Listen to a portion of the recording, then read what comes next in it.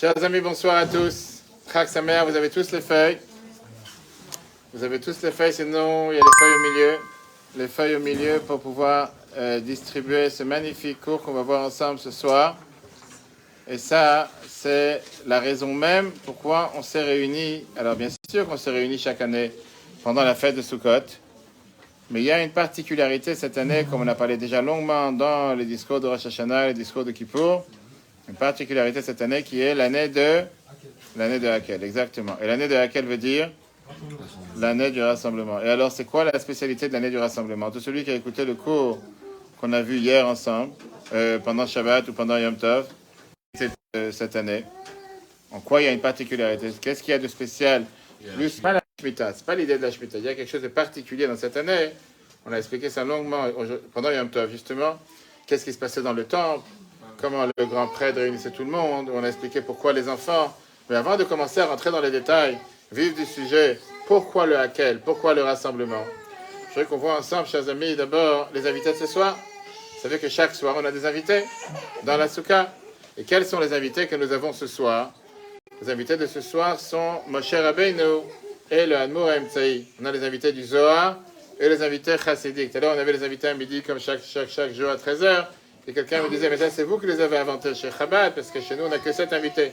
Chez Ovet Chabad, on n'a pas 7, on a une trentaine chaque repas, une trentaine, quarantaine, c'est pas que 7.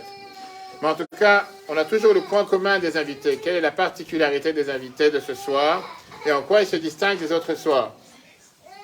Moshe Rabbeinu de la Torah nous dit, quand tu parles de Moshe, quel est son titre? Dis-moi.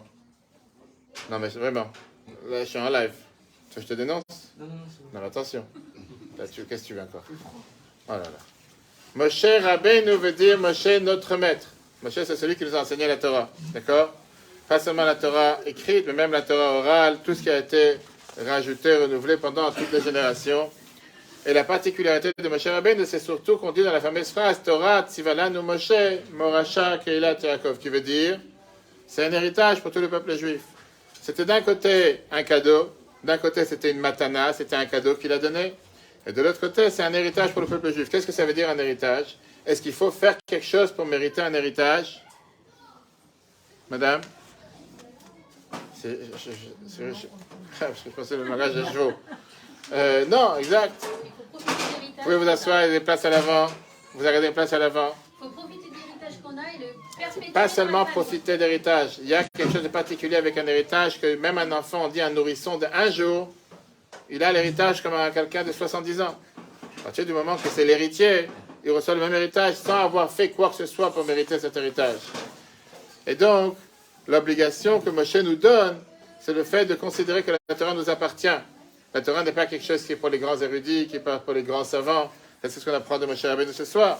Le fait de savoir que cet héritier, qui est chacun d'entre nous à travers toutes les générations, est présent éternellement. Et on a le devoir pas seulement de recevoir la Torah, mais surtout aussi de la transmettre. Quand on parle du Admour Emtsaï, qui était le fils du Admour Azaken, qui a enseigné le Tanya et le Shulchan Aruch, lui nous a donné le devoir de parler la Torah en large.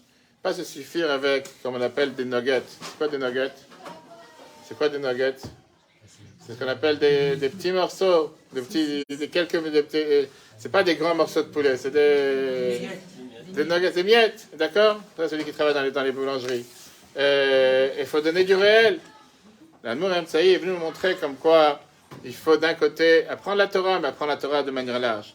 Moshe Rabbeinu, c'était quelqu'un qui était très très riche. C'est un des plus riches qui existait sur la planète. Il s'est enrichi, on dit, de tout ce qu'il y a eu sur le bord de la mer, et c'est surtout ce qu'il y a eu avec les déchets des Luchot, les premières tables de la loi qui ont été cassées. Alors qu'Admour Emtsaï, c'était pas cette situation, et l'enseignement qu'on apprend des deux, c'est que d'un côté, il faut savoir apprendre la Torah quand tout va bien, il faut aussi apprendre la Torah quand pas forcément tout va bien. Ça, c'est pour les invités que nous avons ce soir, et donc on a le devoir de méditer sur ces invités et apprendre pour la vie de chacun d'entre nous. Commençons à rentrer dans le vif du sujet des Hakel.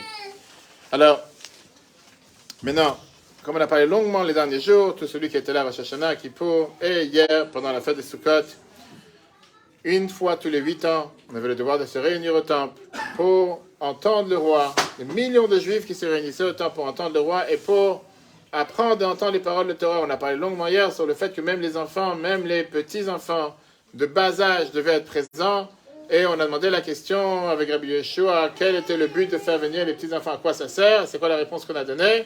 Pour donner un salaire et une récompense à ceux qui les ont fait venir, à ceux qui les ont fait venir en dehors les parents. Et Rabbi Yeshua, il a compris que c'est grâce à la Torah qu'il a entendu dans la maison d'études, en bas âge. C'est ça qui a fait que quand il a grandi, il a aussi écouté et appris la Torah. Quand est-ce que tout ça se passait? Le deuxième jour de Sukkot, dans le temple. Aujourd'hui, on va essayer de comprendre qu'est-ce que cela nous parle aujourd'hui. Parce qu'aujourd'hui, malheureusement, on n'a pas le temple. Qu'on veuille ou pas, le temple n'est pas là. Et... Merci. Aujourd'hui, on n'a pas le temple, malheureusement, d'un côté. De l'autre côté, on ne peut pas dire qu'il y a une mitzvah de la Torah qui n'est plus d'actualité. Chaque mitzvah de la Torah, elle est d'actualité. Elle parle pour chacun d'entre nous dans la vie de tous les jours. Donc, on va essayer de comprendre aujourd'hui quelle est l'intention du rassemblement. Comme j'ai dit tout à l'heure, le sens de la question. À quoi ça sert? Qu'est-ce que veut dire ce rassemblement? Pourquoi se rassembler? Pourquoi se réunir? Comme quelqu'un il a demandé justement, c'est pas c'était qui a demandé qu'est-ce que ça nous demande? Qu'est-ce qu'on doit faire? Quel est le but de se réunir? Le but de se rassembler. Pour ça, vous avez le texte avec vous. Regardons d'abord le texte. Rambam Maïmonide, sur la mitzvah de Hakel, célébrée pendant la fête de Sukkot. Ça, c'est l'avantage d'avoir ce qu'on appelle les preuves à l'appui.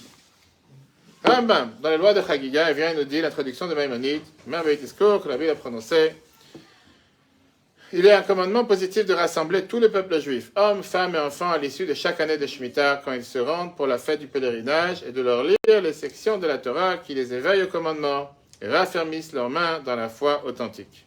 Ça, c'est Rambam.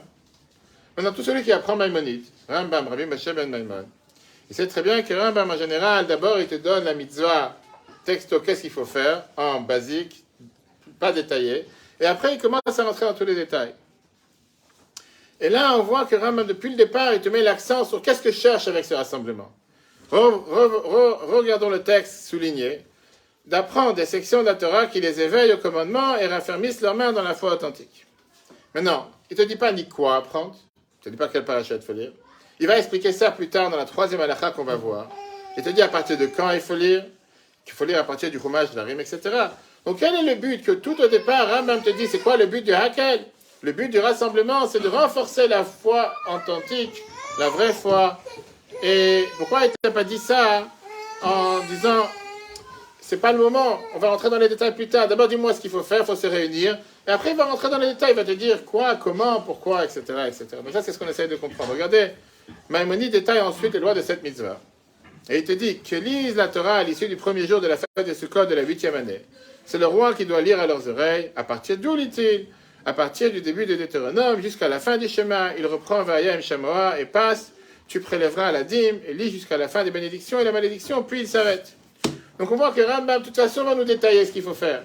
Donc si tu me détailles plus tard ce qu'il faut faire, quel est le but que quand tu commences la première loi, tu viens et tu me dis déjà, le but de Hakel, c'est renforcer la foi. Pas besoin de savoir, dis-moi, il faut se réunir. Pourquoi, comment, on le verra plus tard. Le deuxième problème qui dérange, c'est qu'on voit qu'à la fin des lois de Hakel, Rambam Maïmonide, c'est dans les lois de Chagiga, chapitre 3, halakha 6.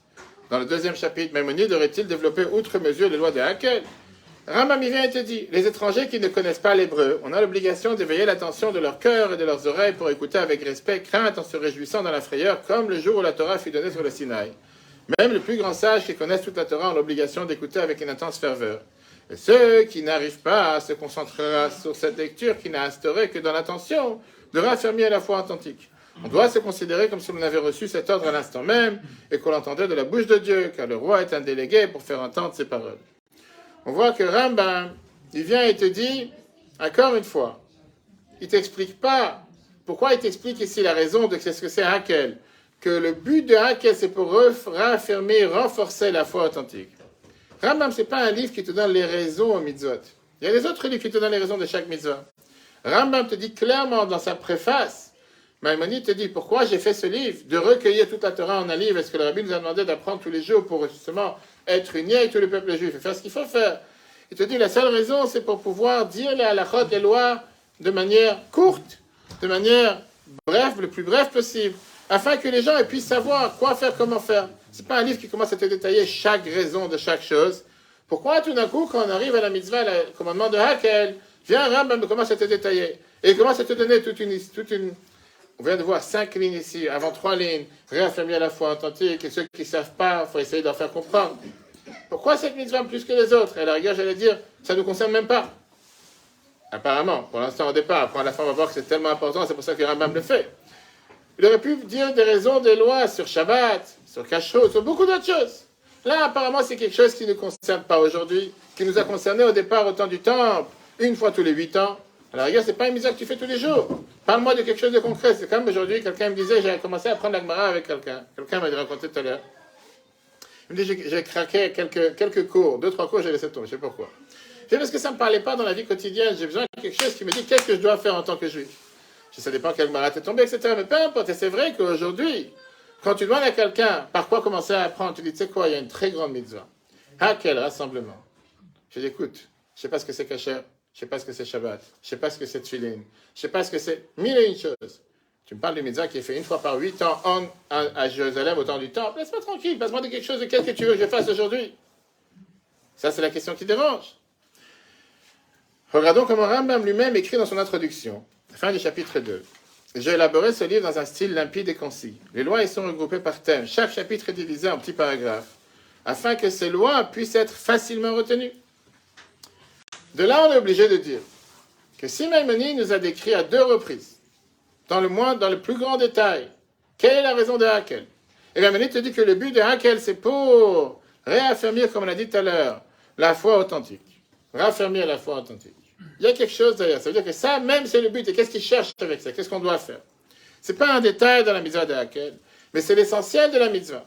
Et comme on voit dans le verset qu'on a dit tout à l'heure, que la Torah, elle te dit, quand elle te parle de Hakel, le man yishmeu, ou le man yirao, afin qu'ils entendent et afin qu'ils craignent Dieu. Ça veut dire que la mitzvah du rassembler le peuple juif, c'était pour renforcer cette foi. Alors que les autres mitzvahs de la Torah, quand même, quand il y a une raison, c'est secondaire. Là, ça, c'est la mitzvah. C'est comme on a parlé longuement, si vous vous rappelez, Rosh Hashanah et Kippour. On a demandé la question Rosh Hashanah pour tous ceux qui se rappellent, qui étaient réveillés. Qu'est-ce qui s'est passé Rosh Hashanah? Qu'est-ce qu'on célèbre Rosh Hashanah? Pessah, on célèbre la sortie d'Égypte. Shavuot, le don de la Torah. Sukkot, on est sorti dans les cabanes. Après, on a expliqué la différence, c'était hiver. Qu'est-ce qui s'est passé Rosh Hashanah? Qu'est-ce que tu fêtes? Alors, on a dit, bien sûr, on court rendu à nouveau, création de l'homme. Mais il n'y a pas un événement majeur, un événement spécifique. Quelque chose qui s'est passé aujourd'hui qu'on est en train de célébrer, commémorer. Oui, création du monde. Création du monde, c'est 6 jours de décalage, c'est la création de l'homme. On ne revient pas sur Rosh Hashanah, on est déjà à Sukkot. Là, Hakel, apparemment, ça a l'air que Rambam te dit tout de suite au départ. Sache quelle est cette mitzvah? Cette mitzvah, elle est pour se renforcer dans la foi de vérité. Ce n'est pas un détail de la mitzvah, mais ça, c'est le but. Le but de une fois tous les 8 ans, c'est de se remettre à jour. Faire ce qu'on appelle les mises à jour. Tu ne peux pas avoir un portable qui fonctionne pendant 10 ans sans mise à jour. Et celui qui en a aujourd'hui, il ne fonctionne plus. Il n'y a aucune application qui marche, il ne peut même pas s'ouvrir. Tu es obligé, tous les certains temps, faire une mise à jour. Comme une voiture, tu fais une vidange. Portable, tu mets une mise à jour. Viens, Rambam te dit, une fois tous les 8 ans, tu as un devoir de réaffirmer encore une fois la foi authentique. Oui. Pourquoi 8? Pourquoi pas 6? Pourquoi pas 7? Pourquoi pas 5? La 7e, on a déjà quelque chose, on a la Shemitah. Attends, l'année sabbatique. Ça, c'était l'année dernière, il fallait être là l'année dernière. La 7e année, c'est l'année de la Shemitah. À la fin de l'année de la Shemitah, Dieu il a fait en sorte qu'une fois qu'on a passé là, après, on va répondre entre le cycle simple et le cycle kabbalistique. Tu sais très bien que dans la Torah, il y a une grande différence entre le chiffre 7 et le chiffre 8.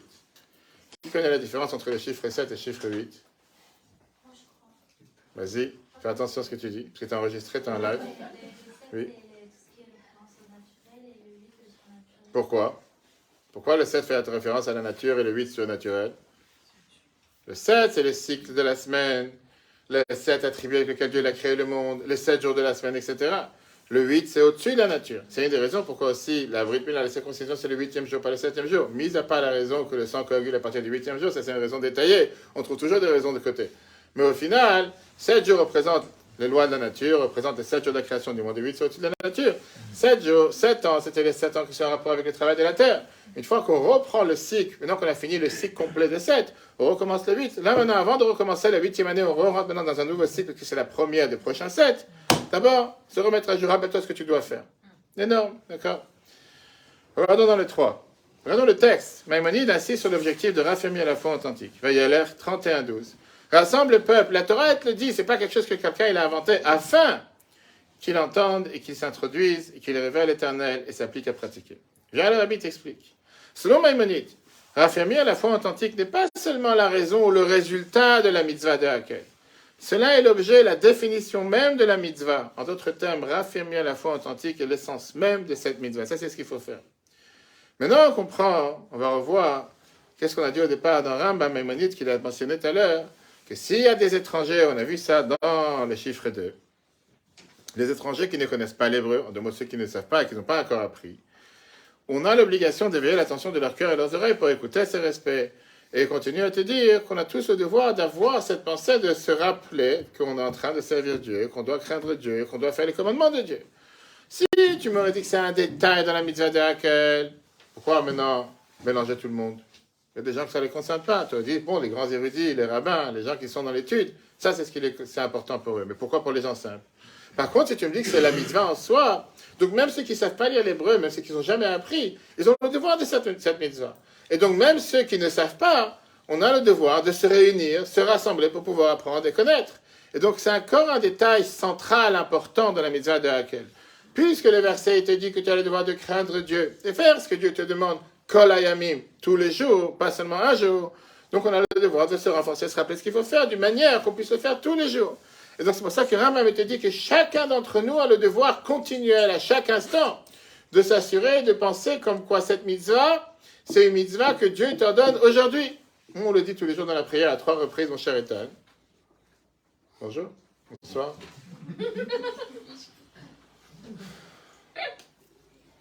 On le dit tous les jours, 3 fois par jour. En plus, il te souffle.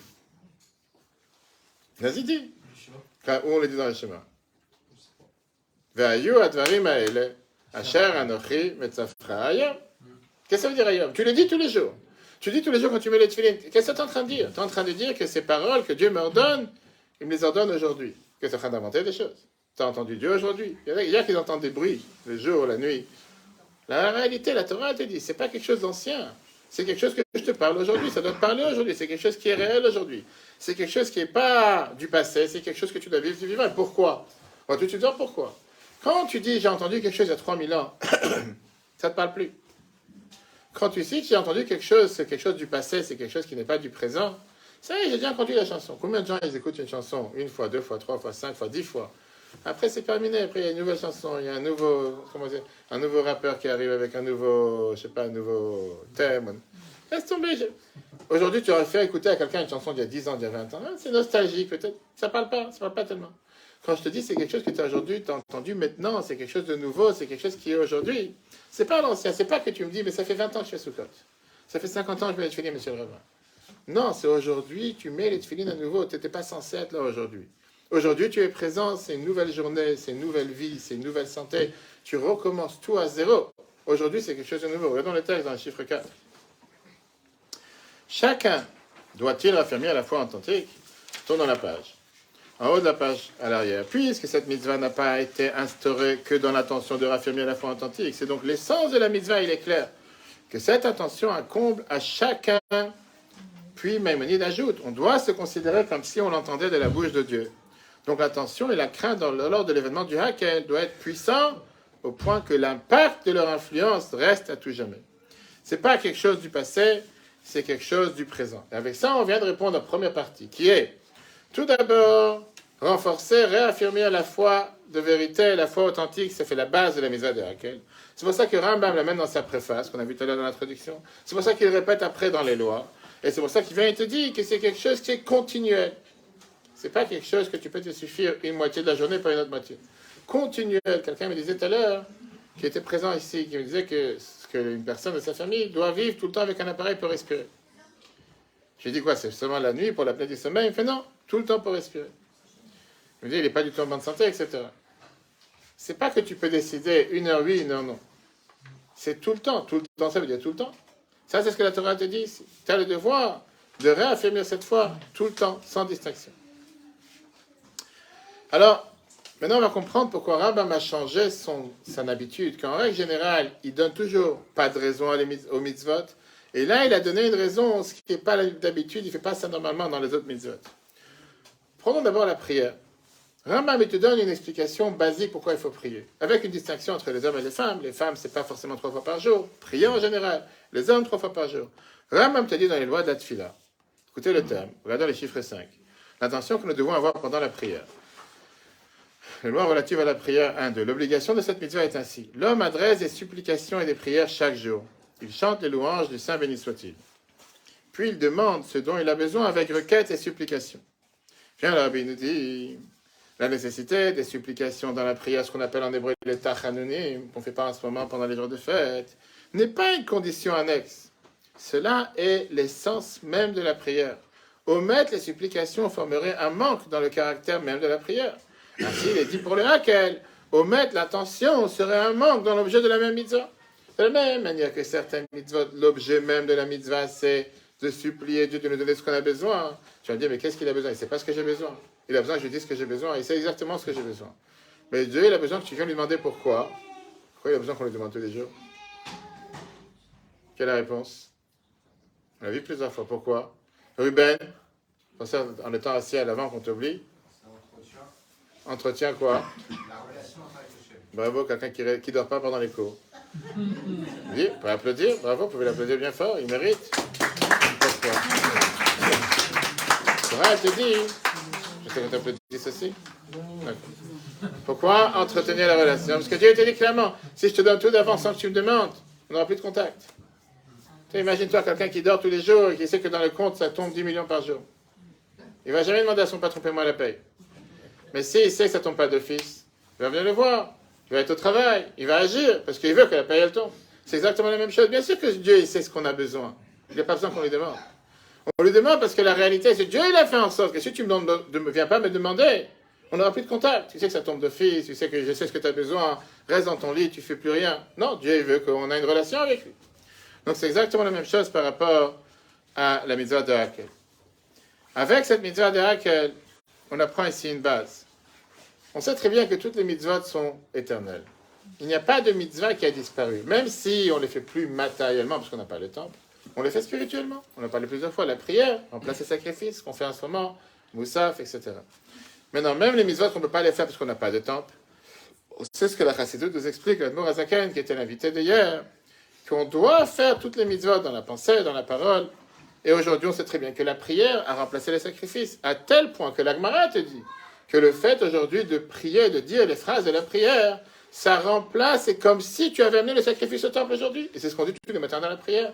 Tout celui qui prend le siddur et qui lit en français, comme on a accentué ici, hein? Kavanot et Moussa, mais regarde ce qu'on dit tous les matins. Ce matin, on ne l'a pas dit parce qu'on ne dit pas Tachanoun. Page 22, pour celui qui pense que j'ai inventé un nouveau texte. C'est écrit ici dans le texte qu'on dit tous les matins dans la prière.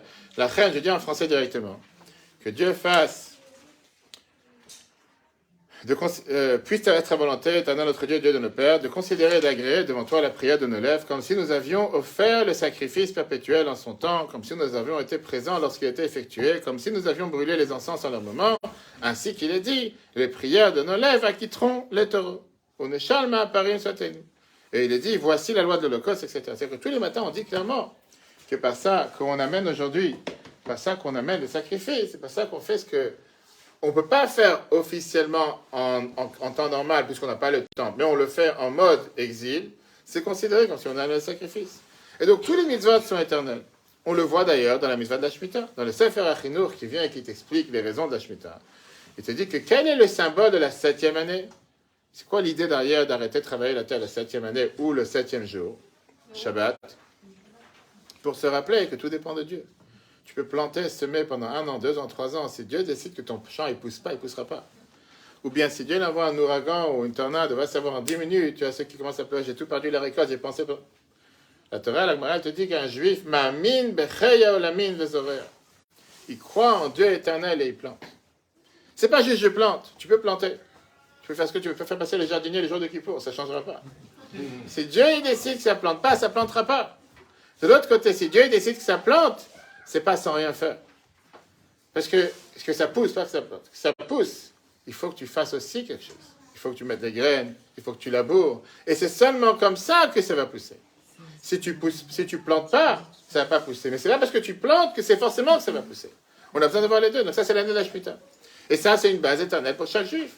Que chacun d'entre nous doit se rappeler tous les jours, je vais au travail, je vais faire des rendez-vous, je vais prendre les meilleurs commerciaux, je vais avoir les meilleures équipes et les meilleurs outils. C'est sûr qu'il faut le faire. Mais ce n'est pas que ça. On doit aussi se dire que j'ai besoin de la bénédiction de Dieu dans mon travail. Quand je me comporte comme Dieu, comme j'ai rappelé plusieurs fois, il nous reste exactement 2 jours de fête. 2 jours, lundi, mardi. Quand des gens ils me disent, écoute, c'est tellement dur, comment on va faire, patron, etc. Je fais, écoute, 2 jours de fête. Demande aujourd'hui à un Français de travailler le 25 décembre et le 1er janvier. Demande aujourd'hui à quelqu'un de venir réparer ton chauffage ou quoi que ce soit le 1er janvier. Pourquoi pour eux c'est un nom d'office? Et pourquoi pour toi quand on te dit que tu as 2 jours de fête? Alors c'est vrai, on a eu 7 jours. Waouh, énorme. 7 jours de bénédiction. Les gens disent non, c'est trop dur, je ne peux pas, j'ai des engagements, monsieur le rabbin. Qu'est-ce que tu tournes la tête? 2 jours. Qui c'est qui t'envoie la parnassa? C'est le patron qui t'envoie le salaire, c'est le commerçant, c'est le client, ou c'est Dieu qui t'envoie à travers tel et tel outil. C'est important d'avoir, comme on dit, des idées claires, des idées droites. Toutes les mitzvot sont éternelles. Mais non, toutes les mitzvot, c'est un détail de la mitzvah qui est éternelle. La mitzvah de Hakel, c'est une mitzvah qu'on a dit qui est l'essence de la mitzvah, de se rappeler la foi véritable, qui est la Torah, les mitzvot.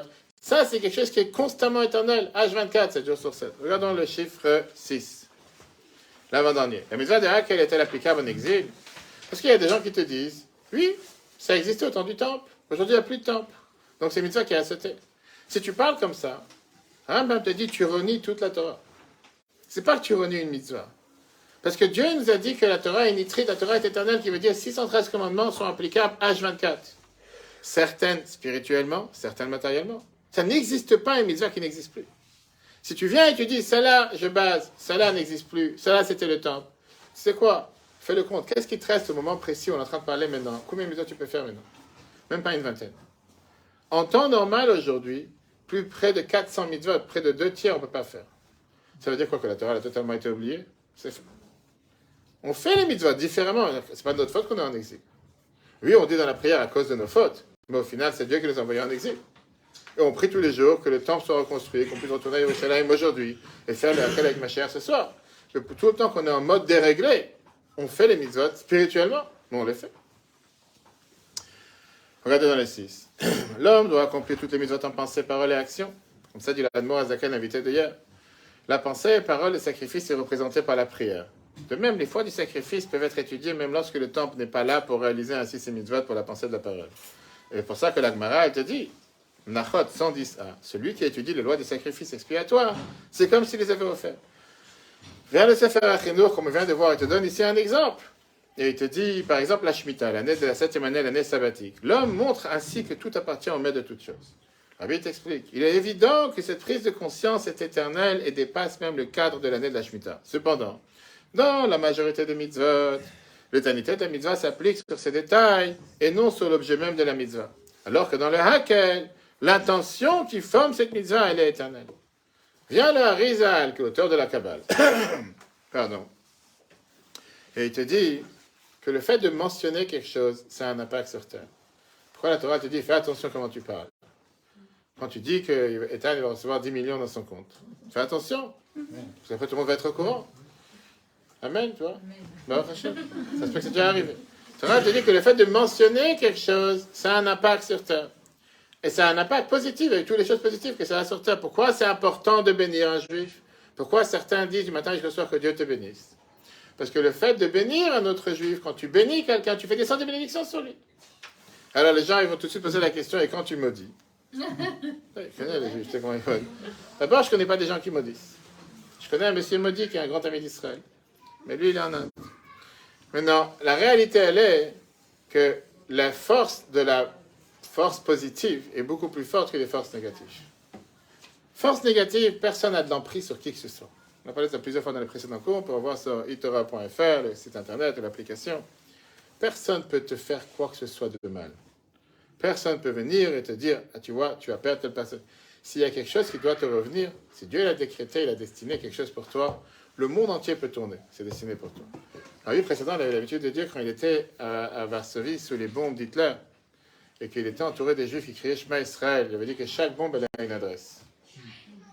En disant aux Juifs qu'il n'y a pas à s'inquiéter. Que si Dieu a décidé qu'on doit être sauvé, on sera sauvé. Et tous ceux qui étaient avec lui ont été sauvés. ne peux pas répondre aujourd'hui sur toutes les questions, mais la réalité, elle est qu'en termes négatifs, il ne faut pas avoir peur. Il y a un Dieu sur terre. Personne ne peut nous toucher, faire quoi que ce soit. En termes positifs, on a eu le devoir de bénir un autre jour. On a eu le devoir de bénir un autre. Pas ça qu'on bénit un autre, on rajoute des bénédictions et on rajoute des bénédictions sur soi-même aussi. Pas ça que chacun aujourd'hui se rappelle de cet épisode de Hakel et organise des rassemblements régulièrement. Ça même il fait, pas des rassemblements pour manger, parler, bavarder, mais pour réunir et pour avoir des cours de Torah. Et c'est ce que j'ai dit cette année, doublement que toutes les autres années, que chacun s'efforce de réunir ses amis, sa famille, chez soi à la maison. Maintenant, on rentre dans la période d'hiver, au Shabbat, ça sort tôt, mais la Malka, d'organiser des cours de Torah à la maison avec plaisir, je peux venir si vous voulez. Mais c'est important de réunir, rassembler le maximum, de chercher les opportunités qu'on a pour rassembler le peuple juif autour des valeurs de la Torah. Et quand on fait une chose pareille, on a vu à travers les années que tout celui qui a fait une chose pareille, il a pu voir quel impact ça a eu sur les gens.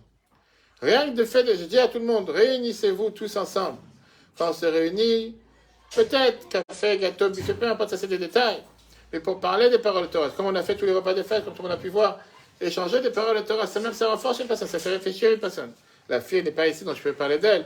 Une des filles qui était présente, celui qui était là pendant tous les repas, celui qui se rappelle, que je lui ai demandé la question pourquoi elle ne met pas les tefilines.